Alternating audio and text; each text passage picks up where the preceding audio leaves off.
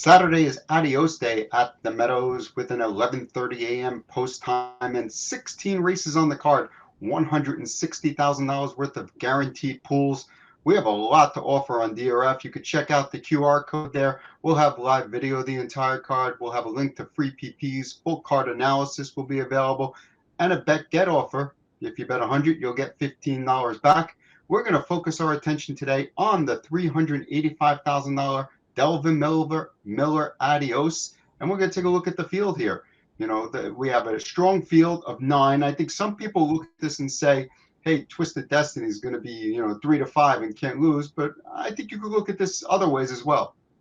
I think it's more wide open than just the Adios elimination where we saw Twisted Destiny win in 148, but I think people tend to put too much stock in elimination races or how a horse did in their last start. And elimination races, as we know, aren't always the best indicators of performance in the final because the style of the race is different and so on. So I think the race, all the contenders deserve a deeper dive than just their elimination race a week ago.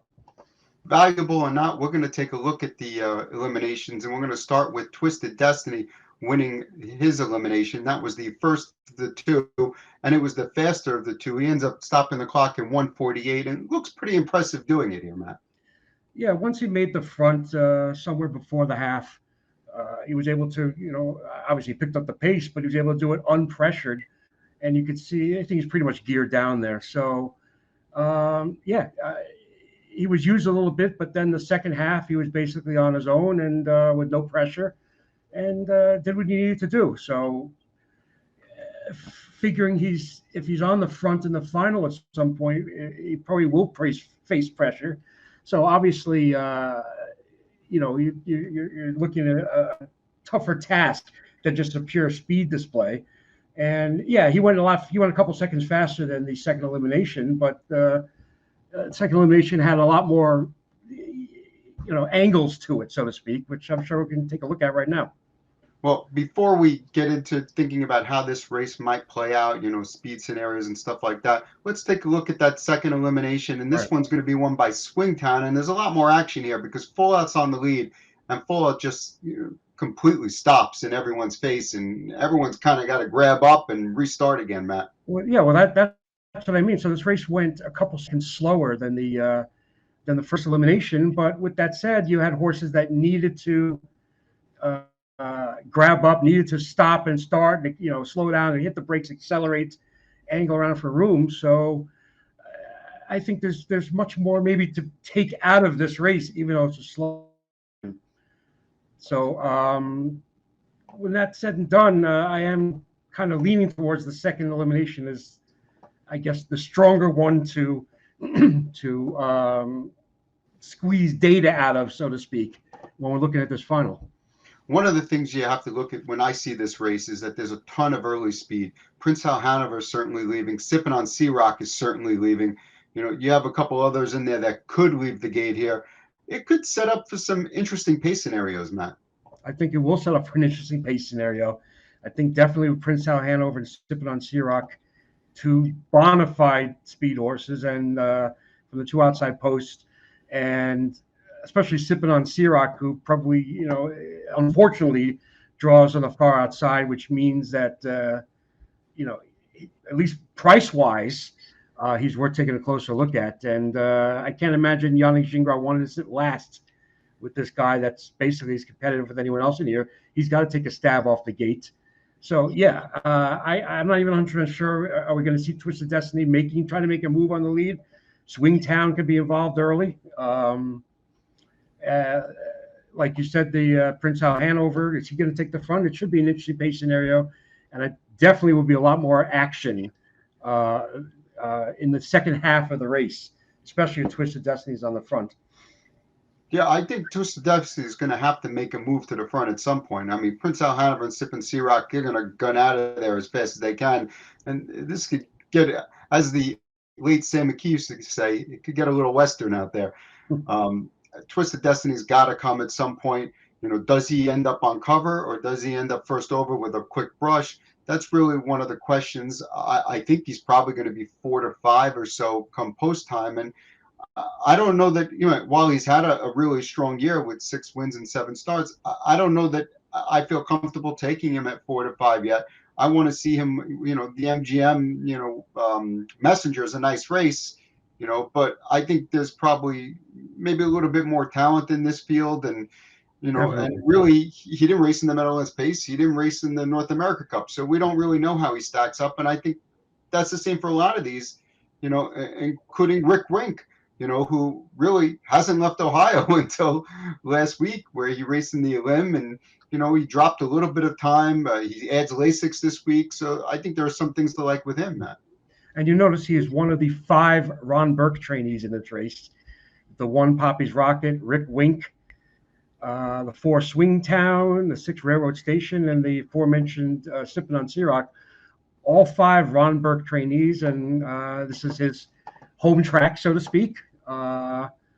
And I think realistically 4 of the 5 have a legitimate chance of winning if the race sets up that way, with maybe Poppy's Rocket, maybe the one that's a step behind these, but still could be a factor in the early stages. Yeah, like you said, Twisted Destiny, I think, has something to prove. He won the Messenger. Okay, great. But we have horses that came out of the Meadowlands Pace, that came out of the North America Cup, like Swingtown, like Prince Al Hanover, Sippin' on Ciroc, who was 3 to 5 in the North America Cup of elimination. I just think these guys have worked harder up to this point. So I'm not sold with Twisted Destiny because, again, if he does try to go to the front and make a move, he's going to face pressure. I don't know if that's going to work out, but Dexter Dunn is a genius, so maybe he's the one that somehow works out a cover trip or can be uncovered and make one brush. But I think the Ron Burke trainees are going to have a major say in the pace here. I think even Swingtown can be a strong early contender, and does Swingtown maybe work out a front end trip or pocket trip? It's possible. That's the thing about this race. Even the long shots, you can find something to like about him. Makes sense last time, kind of ran up on a foe and made a break, and then was able to recover to make the final. Railroad Station, no one was moving faster in the late stages of the second elimination than Railroad Station. He looked spectacular late in that mile. So there's a lot you could dig into. We're going to take a look at what we ended up picking in this race, and I went the way of Rick Wink. I mean, I feel like the Lasix, I like the fact that he's adding Lasix here. I think this is going to be a race with a lot of pace and a lot of action, and I think he can kind of just sit off of it. Preferably, I'd like him to take back quite a bit off the gate, maybe come away 5th or 6th rather than come away like 3rd or 4th, because I'd rather be behind Twisted Destiny than in front of him, like I'd rather be the horse following him. He's not really shown anything outside the state of Ohio. Speed-wise, I mean, he's fast enough to keep pace in the elimination, although he's a no-match 3rd. But he did try a late move, so which kind of took a little starch out of him. But yeah, with the outside horses leaving, I do think, yeah, he gets away 5th or 6th, which is probably the best place for him to set up. I went in a completely different direction as you. I see we're both trying to beat Twisted Destiny, like we talked about. Swingtown, really. He won that elimination with that crazy scrum to the wire. Obviously responded to Ronnie Wren Jr. Handling, and we know what he's accomplished with Blueprint. Unfortunately, we'll see him back soon. Does Ronnie Wren have another Grade 1 winner up his sleeve? I think he does. I think this horse can trip out. When we talk about the trip, I think he may be the one sitting in the pocket or stuffing other horses in behind him, maybe waiting for a Swingtown or someone else to make a move and work out a trip. And we know he's capable of making 2 moves with speed at both ends. I'm going to take a stab with Swingtown from a decent mid-pack post also. While I pick Rick Wink on top, a lot of my wagers are going to be centered around Railroad Station, the 6 horse in here, as a horse this horse was well thought of as a 2-year-old, and did okay, made like 170 something thousand, and really hasn't come to his own yet as a 3-year-old. But there's some ability in this horse, and I really liked what I saw at the end of the mile.